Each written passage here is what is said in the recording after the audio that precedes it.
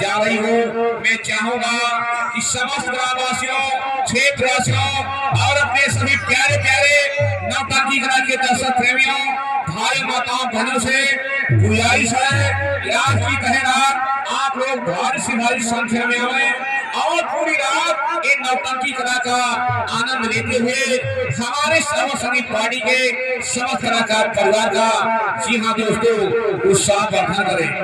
और इस समय हमारे सर्व संगीत पार्टी के समस्त वादक कलाकार बंधु एक क्रमशः अपने अपने स्थान पर तैनात और चंद ही मिनटों में इन नौटंकी का प्रोग्राम प्रारंभ होने जा रहे हैं। जी हाँ दोस्तों, सांस लेकर आज यहाँ पर अभी तक इतना खूबसूरत शांति का माहौल, क्या कहना, लाजवाब, बहुत खूब। इसी बात पर दोस्तों हमें तो एक शेर याद आ गया, फरमान होगा कि फूल तो हमने बहुत देखा है मगर ये गुलाब जैसा नहीं।